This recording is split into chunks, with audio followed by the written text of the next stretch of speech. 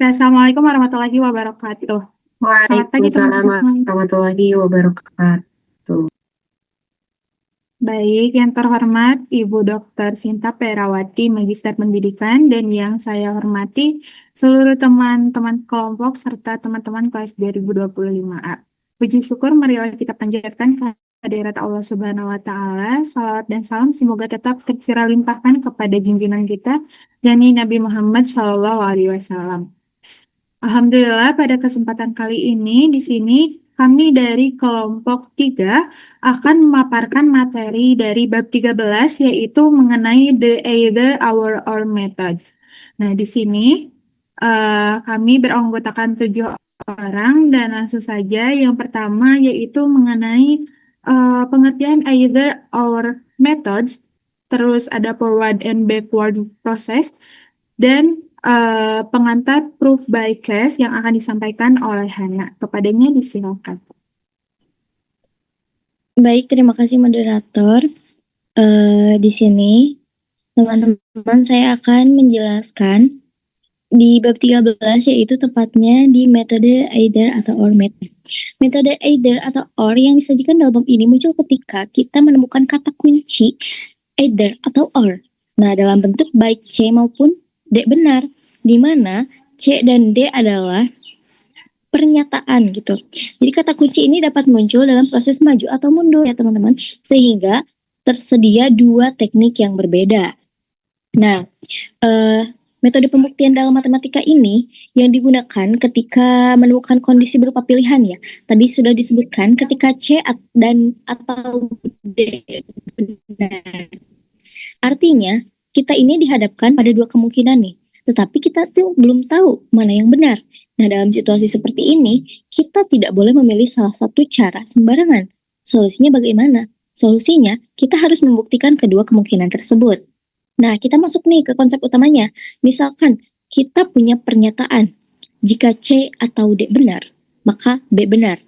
Karena kita tidak tahu apakah C atau D itu, maka kita lakukan pembagian kasus nih, seperti terdapat dalam proof by access, by cases di sini, atau bukti dengan kasus di sini.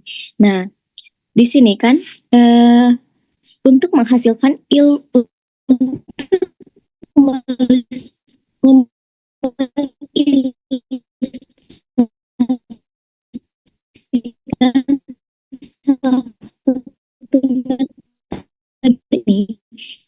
misalkan ada kata kunci either atau or muncul dalam hipotesis proporsi yang berbentuk klasik B. Menurut metode maju mundur, kita dapat mengasumsikan bahwa C benar. Kita menyimpulkan adalah apakah kita harus menyimpulkan bahwa B benar?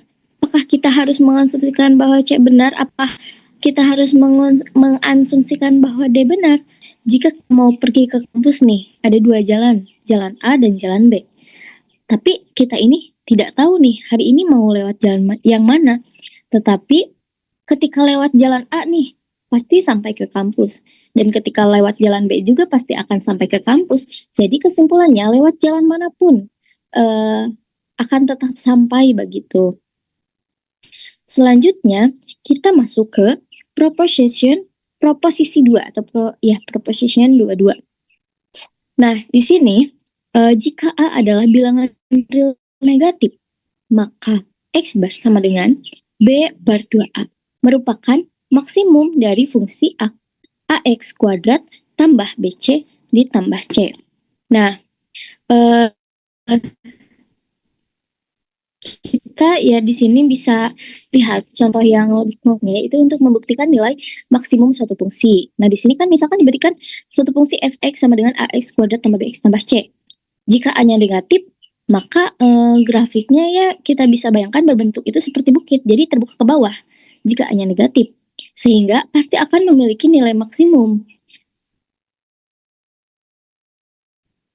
Nah, berarti di sini titik puncaknya itu ada di X kan min B per 2A begitu. Nah, lalu di sini itu apa yang ingin dibuktikan? Kita ingin membuktikan bahwa titik tersebut benar-benar maksimum.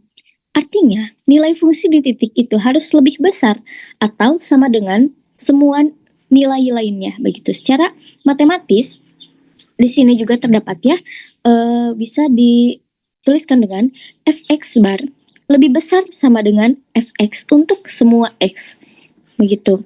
Lalu ke langkah pembuktiannya bagaimana?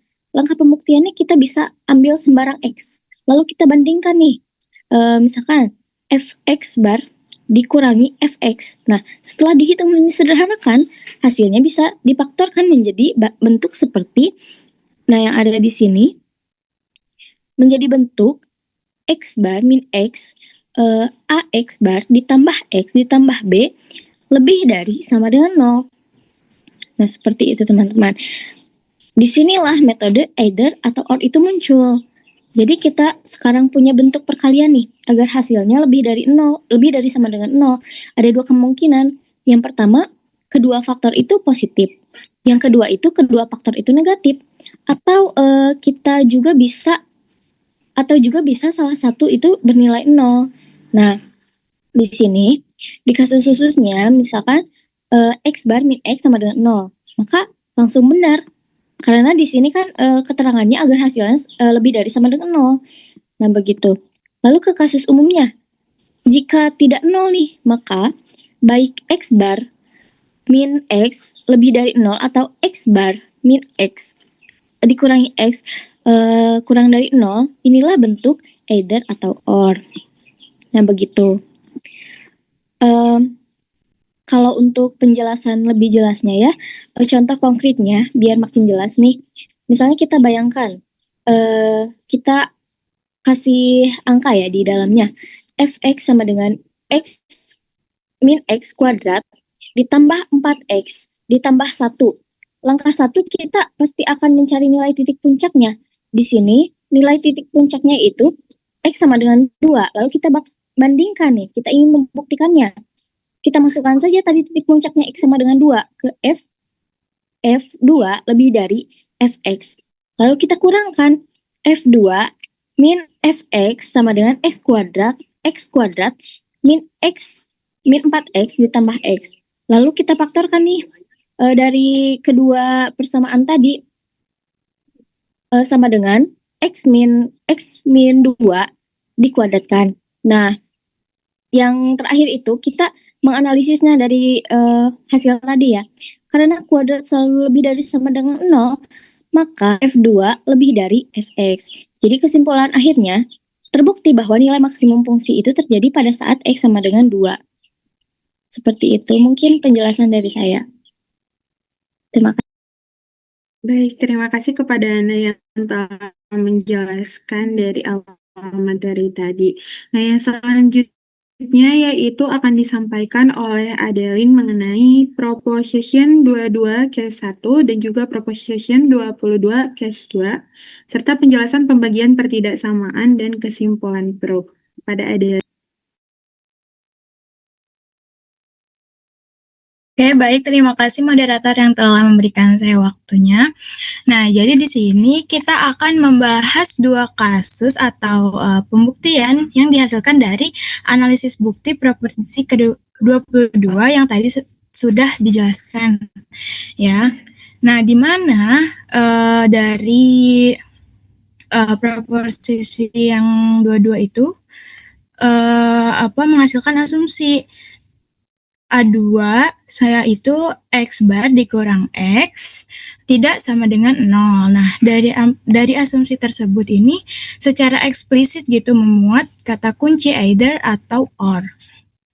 Nah, setelah itu terbentuklah menjadi dua kasus gitu kan. Yaitu A3 di sini yaitu either X bar dikurang X lebih dari 0 or X bar dikurang X kurang dari 0. Nah, dari titik inilah setelah kita mengenali kata kunci dari either atau or, dalam proses maju, maka saatnya kita menggunakan pembuktian berdasarkan kasus. Jadi kita membuktikan per kasus gitu. Kasus 1 yaitu X bar dikurang X lebih dari 0 dan kasus 2 X bar dikurang X kurang dari 0. Nah, oleh karena itu, kita harus melakukan dua pembuktian terlebih dahulu dengan mengasumsikan bahwa X bar dikurang X lebih dari 0 itu dan membuktikan bahwa B3 benar dalam kasus pembuktian pertama. Kemudian kita asumsikan bahwa X bar dikurang X kurang dari 0 dan buktikan lagi bahwa B3 itu benar. Maka kedua pembuktian ini selesai. Kita masuk ke pembuktian kasus yang pertama.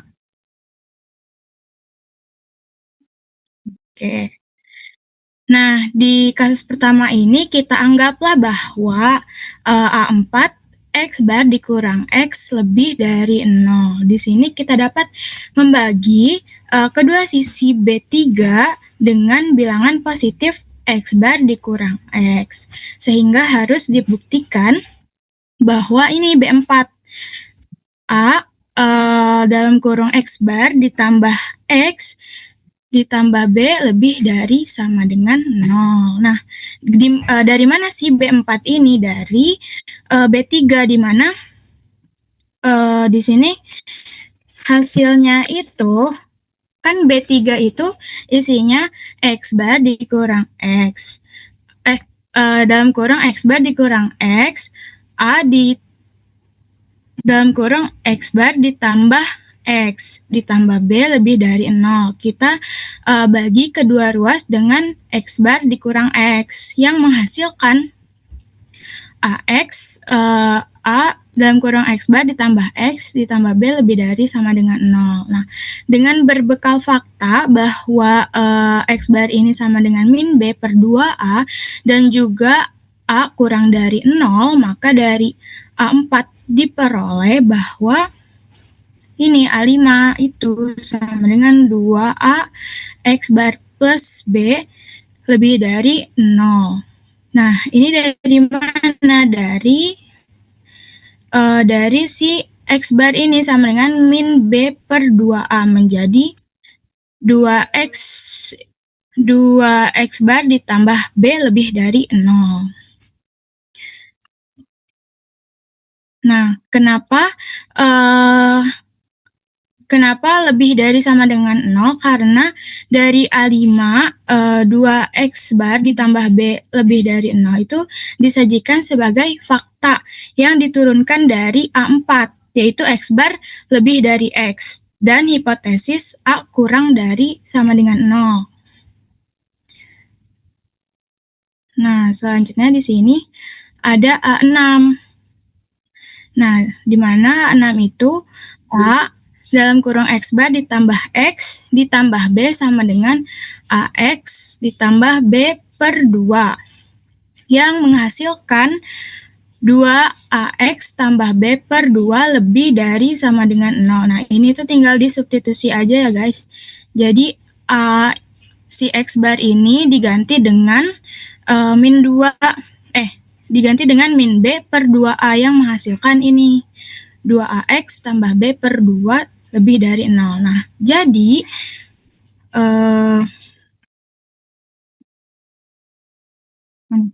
Nah, jadi dengan demikian B3 ini benar dan ini melengkapi kasus yang pertama.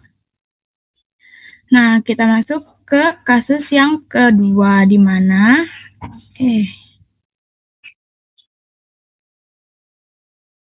A4 di sini kita misalkan A4 ini X bar dikurang X kurang dari 0.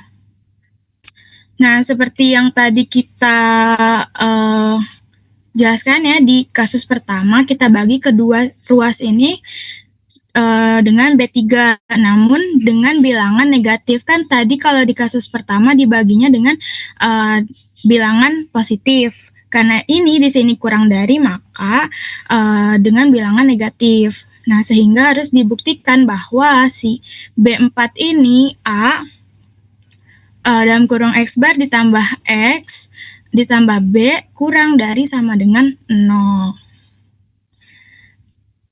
Nah, seperti yang tadi ya caranya mah, cuma diganti ininya aja, tanda pertidaksamaannya aja. Nah, kenapa menjadi kurang dari sama sama dengan 0 karena dibagi dengan ya bilangan negatif. Maka tanda pertidaksamaannya itu berubah. Nah, setelah itu dengan berbekal fakta bahwa min B per 2A dan A kurang dari 0, ya, maka diperoleh bahwa A5 ini 2AX ditambah B kurang dari 6. Nah, setelah itu tinggal kita substitusi yang si A6 ini kayak tadi. A X bar tambah X ditambah B sama dengan AX menjadi AX tambah B per 2. Yang menghasilkan 2AX tambah B per 2 kurang dari 0. Nah, dengan demikian B4 ini benar dan ini melengkapi kasus yang pertama. Oke, sekian penjelasan dari saya. Saya kembalikan ke moderator. Baik, terima kasih kepada Adela yang telah menjelaskan mengenai materi tadi. Selanjutnya, kita akan membahas mengenai without loss of generality, terus consensus proposition 22 yang akan dijelaskan oleh Rosa. Kepadanya disilakan. Baik, terima kasih kepada moderator yang telah mempersilahkan saya untuk memaparkan materi mengenai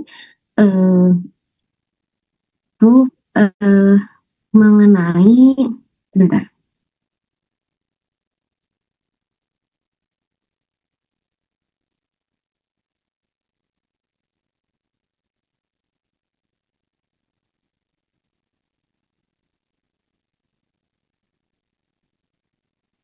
Selanjutnya ya, untuk pembahasan selanjutnya yaitu without loss of generality, consent proposition 22 dan penjelasannya kenapa gitu, cukup satu kasus. Nah, perlu diperhatikan bahwa pembuktian pada kasus kedua sebenarnya hampir sama dengan kasus pertama, hanya berbeda pada beberapa tanda saja. Oleh karena itu, banyak para ahli matematika tidak menuliskan kedua kasus tersebut secara rinci, tetapi mereka biasanya menggunakan pernyataan tanpa mengurangi keumuman, anggap kasus satu yang terjadi. Dengan cara ini, mereka cukup menjelaskan satu kasus saja, sementara kasus lainnya dianggap serupa dan dapat diselesaikan dengan cara yang sama.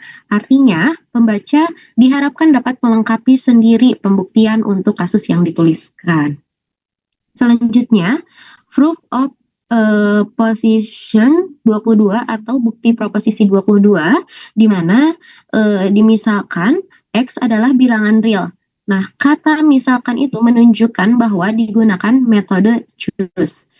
Diketahui bahwa suatu bentuk pertidaksamaan dapat diubah menjadi bentuk lain yang setara, yaitu hasil perkalian dua faktor yang nilainya lebih besar atau sama dengan 0.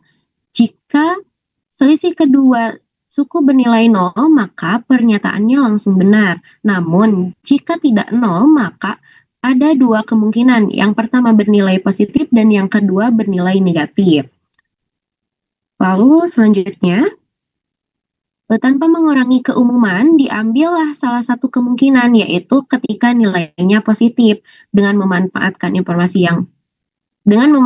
informasi bahwa salah satu koefisien bernilai negatif serta menggunakan hubungan tertentu antara variabelnya, maka diperoleh faktor lainnya juga bernilai positif. Kenapa? Karena kedua faktor bernilai positif, maka hasil perkaliannya juga tidak negatif. Dengan demikian, pernyataan yang ingin dibuktikannya itu terbukti benar. Sekian pemaparan materi dari saya. Saya kembalikan kepada moderator. Baik, terima kasih kepada Rosa Patimasyuri yang sudah menyampaikan materinya. Selanjutnya yaitu mengenai 13.2 yaitu proof by elimination yang akan dibahas oleh saya sendiri. Nah, baik. Jadi ya di sini pembahasan 13.2 atau bisa kita artikan sebagai pembuktian dengan eliminasi.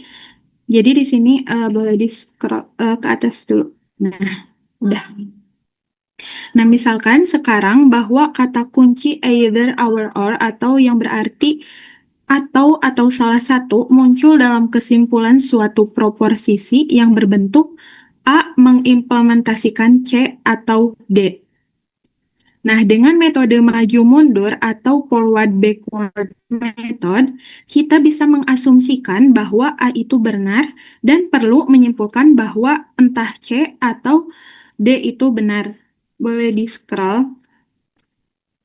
Nah, dalam beberapa pembuktian seperti ini, saat kita bekerja maju, kita juga mungkin akan menemukan kata kunci either atau or dalam bentuk either A1 atau either A2. Nah, dengan melanjutkan pembuktian per kasus atau proof by case, bisa terjadi bahwa pada kasus pertama, ketika kita mengasumsikan bahwa A1 itu benar, maka kita dapat bekerja maju untuk membuktikan bahwa C itu benar. Kemudian, kalau pada kasus kedua, ketika kita mengasumsikan bahwa A2 itu benar, maka dapat bekerja maju untuk membuktikan bahwa D itu benar. Nah, sehingga pembuktian itu selesai.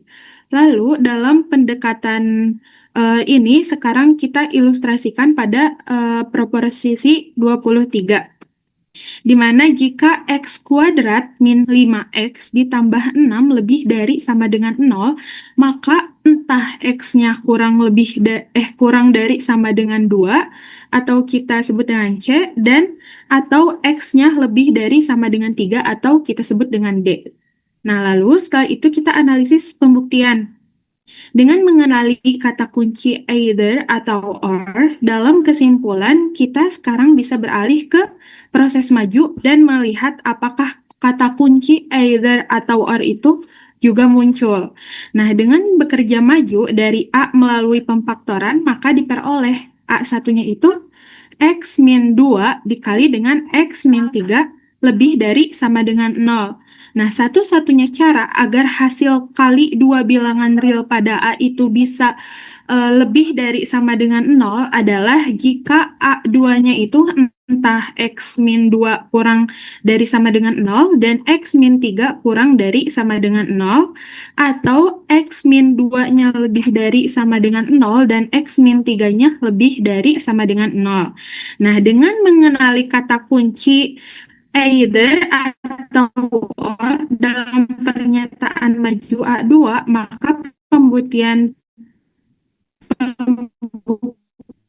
per kasus. Nah, lalu yang pertama, kita mengasumsikan bahwa X min 2-nya itu kurang dari sama dengan 0 dan X min 3-nya itu kurang dari sama dengan 0.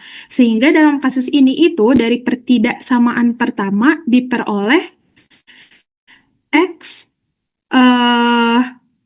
kurang dari sama dengan 0. Dan ini membuktikan bahwa pernyataan C dalam kesimpulan itu benar. Lalu, case nomor 2 atau kasus yang kedua, sekarang kita mengasumsikan bahwa X min 2-nya itu lebih dari sama dengan 0 dan X min 3-nya itu lebih dari sama dengan 0. Sehingga dalam kasus ini dari pertidaksamaan kedua diperoleh X lebih dari sama dengan 3. Nah, ini membuktikan bahwa pernyataan D dalam kesimpulan itu benar, sehingga dengan demikian pembuktian itu selesai.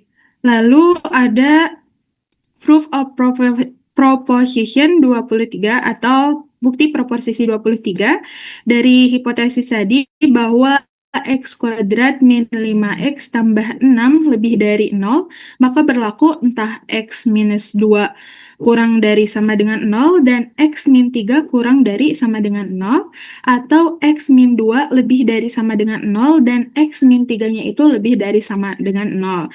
Sehingga bisa kita simpulkan dari kasus pertama diperoleh X-nya itu kurang dari sama dengan 2, sedangkan pada kasus kedua kita peroleh X-nya itu lebih dari sama dengan 3. Dan dengan demikian kesimpulannya itu terbukti dan pembuktiannya itu selesai. Begitu, terima kasih teman-teman. Selanjutnya yaitu akan dilanjutkan oleh Tepitria. Kepadanya disilakan. Baik, terima kasih kepada moderator yang telah mempersilahkan saya. Di sini saya akan melanjutkan apa yang dijelaskan oleh Wina sebelumnya. Nah, ada pendekatan alternatif lain yaitu proof by elimination. Nah, pendekatan ini untuk membuktikan proposisi yang mengandung kata kunci either atau or pada kesimpulan dalam bentuk C atau D.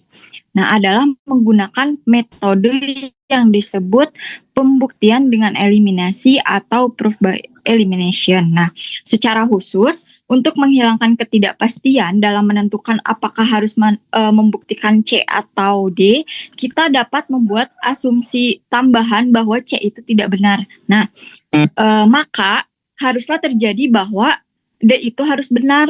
Jadi, dalam metode eliminasi ini, kita tuh mengasumsikan A itu benar dan C-nya salah.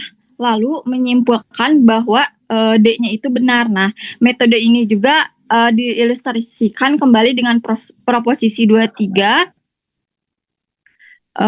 Ke bawah scroll. Nah, analisis pembuktiannya dengan mengenali kata kunci either atau or pada kesimpulan, kita dapat menggunakan metode eliminasi. Eliminasi ini kan langkahnya yang pertama itu asumsikan A benar, yang kedua asumsikan C-nya itu salah dan buktikan D benar. Nah, diketahui di sini yang bisa dilihat yang A-nya itu X kuadrat dikurangi 5X ditambah 6 kurang dari sama dengan 0 dan C-nya itu X kurang dari sama dengan 2. Nah, kita harus membuktikan si X kurang dari sama dengan 2-nya itu salah dan membuktikan D-nya itu X lebih dari sama dengan 3 itu benar. Nah, kita ambil asumsi X kuadrat kurang 5X ditambah 6 lebih dari sama dengan 0 dan X lebih dari 2. Berarti X lebih dari 2 itu berarti si C-nya itu salah. Jadi kita sedang mengeliminasi C. Kita anggap kondisi pertama ini tidak berlaku. Nah, jadi kita buktikan kondisi kedua yang dimana A2 itu digunakan asumsi X yang A2 itu menyederhanakan pertidaksamaan. Nah, mohon maaf, untuk A2-nya itu kita faktorkan terlebih dahulu menggunakan asumsi X lebih dari 2. Nah, dari sini diperoleh bahwa X kurang 2 lebih dari 0. Artinya salah satu faktor dalam perkalian ini tuh bernilai positif. Nah, ini merupakan langkah penting karena jika kita mengetahui tanda salah satu faktor, kita bisa menentukan tanda faktor lainnya dari informasi bahwa hasil perkalian bernilai tidak negatif. Nah, karena X kurang 2, hasil pemfaktoran itu X kurang 2, X kurang 3 lebih dari sama dengan 0, dan X kurang 2 lebih dari 0, maka agar hasil perkalian tetap tidak negatif itu, faktor kedua harus memenuhi A3-nya itu X kurang 3 lebih dari sama dengan 0. Nah, langkah berikutnya itu adalah menyederhanakan pertidaksamaan tersebut dari X kurang 3 lebih dari sama dengan 0 dengan menambahkan 3 di kedua ruas. Nah, diperoleh jadi X lebih dari sama dengan 3. Ini menunjukkan bahwa pernyataan kedua atau D itu terbukti benar berdasarkan asumsi sebelumnya. Nah, dengan demikian alur logika pembuktian ini yaitu kita mengasumsikan bahwa kondisi pertama itu tidak berlaku, lalu menunjukkan bahwa kondisi kedua harus berlaku. Nah, ini sesuai dengan prinsip metode eliminasi, yaitu jika satu kemungkinan salah, maka kemungkinan lainnya harus benar. Nah, kesimpulannya, melalui metode proof by elimination, kita berhasil menunjukkan bahwa jika X kuadrat dikurangi 5X ditambah 6 lebih dari sama dengan 0, maka pasti berlaku X kurang dari sama dengan 2 dan atau X lebih dari sama dengan 3. Nah, pembuktian ini itu dilakukan dengan cara mengasumsikan salah satu kemungkinan itu tidak benar, kemudian membuktikan bahwa kemungkinan yang lain itu harus benar melalui manipulasi aljabar yang tadi pemfaktoran dan analisis tandanya.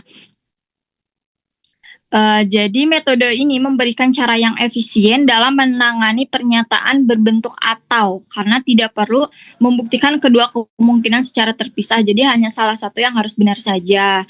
Jadi melainkan cukup dengan mengeliminasi satu kemungkinan untuk memastikan kebenaran yang lain.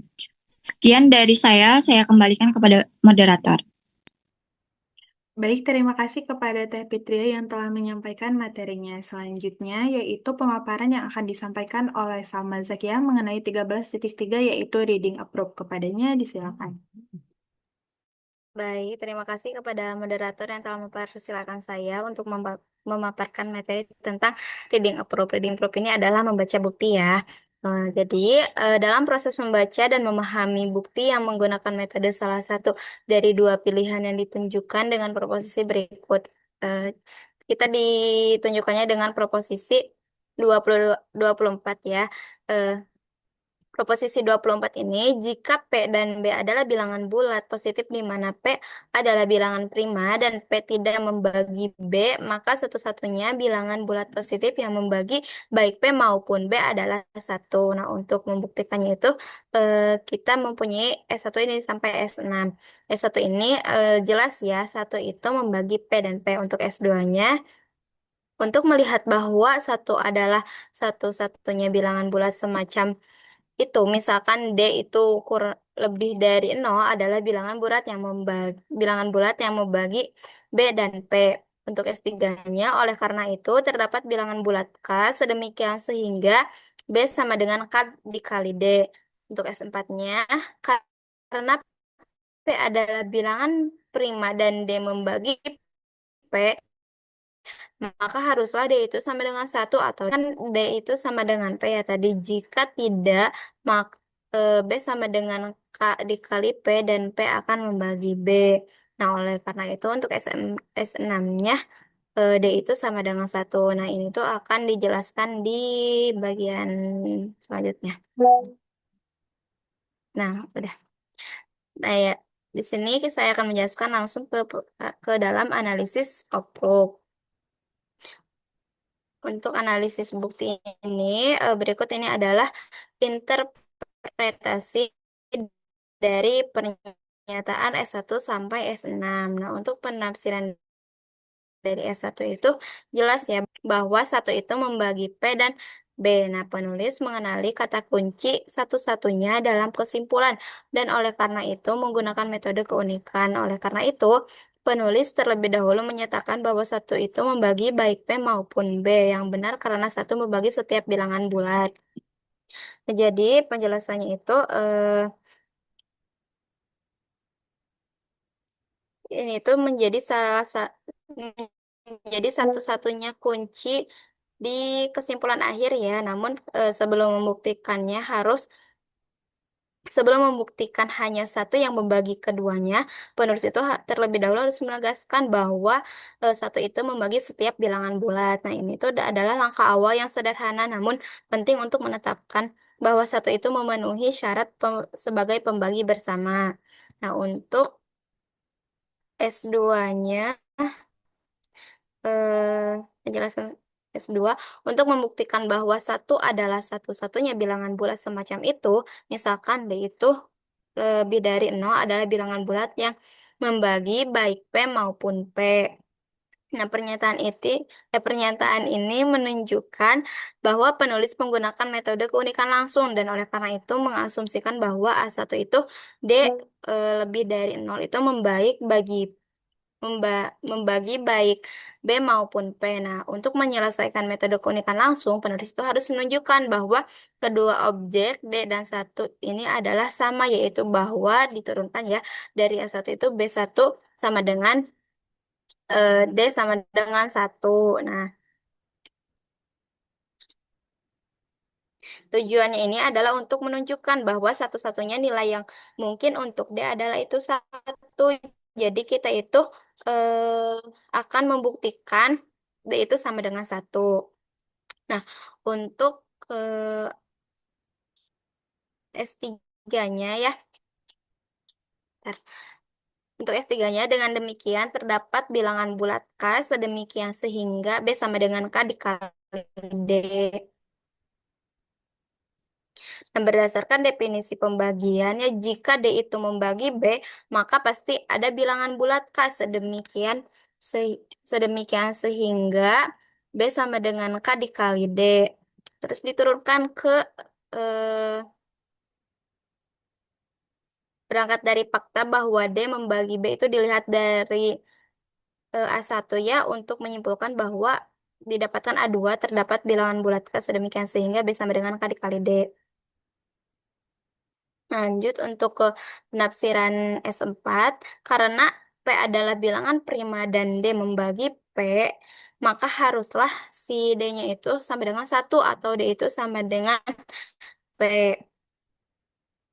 Nah, penulis ini menggunakan definisi bilangan prima pembagi positif dari bilangan prima itu kan hanya ada 2 ya, yaitu 1 dan bilangan itu sendiri. Jadi diturunkan A3 satu-satunya bilangan bulat positif yang membagi P adalah 1 dan P-nya itu adalah bilangan prima. Lalu penulis kemudian memfokuskan pada kasus yang diasumsi S2 bahwa D itu lebih dari 0 sehingga A5-nya itu didapatkan D itu sama dengan 1 atau D-nya itu sama dengan P. Nah, ini tuh mempersempit kemudian nilai D menjadi hanya 2 opsi. Nah, selanjutnya akan dijelaskan oleh pemateri selanjutnya. Saya kembalikan kepada moderator. Terima kasih kepada Salma yang telah membahas materinya. Selanjutnya yaitu sekarang menuju ke interpretasi S5 dan juga S6 serta proof by contradiction serta summary bab 13 yang akan dipaparkan oleh Neng Zahra. Kepadanya disilakan. Oke, baik. Terima kasih kepada moderator yang telah memberikan kesempatannya kepada saya. Di sini saya akan melanjutkan pembahasan. Tadi kan sudah dibahas dari S1 sampai S4. Kemudian kita akan melihat S5-nya. Di sini S5-nya itu no, D tidak sama dengan P, otherwise B sama dengan KP, and P will divide B. Nah, di sini penulis itu mengasumsikan D sama dengan P. Kita lihat ke A5 tadi, di mana A5 kan D sama dengan 1, or D sama dengan P. Nah, kita coba asumsikan pilihan yang kedua, D sama dengan P gitu. Lalu kita coba dengan menggunakan proses maju. Dari S3 tadi di atas ya, S3 itu B sama dengan KD. Nah, kita coba substitusikan si D sama dengan P-nya itu ke S3. Berarti kita substitusikan D sama dengan P-nya ke B sama dengan KD. Menjadi B sama dengan KP. Di mana di sini artinya P itu membagi B. Tetapi ini tuh bertentangan dengan hipotesis asli, di mana P itu tidak membagi B. Jadi D sama dengan P itu mustahil. Harusnya D tidak sama dengan P. Nah, lalu selanjutnya kita masuk ke interpretasi dari S6, yaitu penyelesaian, di mana S6 ini it therefore follows that D sama dengan 1. Karena tadi D sama dengan P itu tidak memungkinkan, maka kita coba pilihan yang kedua, yaitu D sama dengan 1 gitu. Nah, terus setelah itu, karena di sini di S6 itu sudah terbukti ya, P itu tidak memungkinkan. Berarti pilihan yang pertamanya D sama dengan 1. Nah, ini tuh D sama dengan 1 itu sama dengan yang akan kita buktikan di B1 tadi. D sama dengan 1 berarti buktinya itu tercapai dan buktinya itu selesai. Gitu. Nah, selanjutnya kita masuk ke summary. Di sini Di summary ini kan kita sudah menjelaskan ada dua metode di mana yang pertama yaitu ada proof by cases dan yang kedua ada proof by definition ya. Nah, kalau untuk proof by ini letak itu berada di hipotesis gitu dan juga menggunakan proses untuk elimination. Kita tidak tahu mana yang benar. Jadi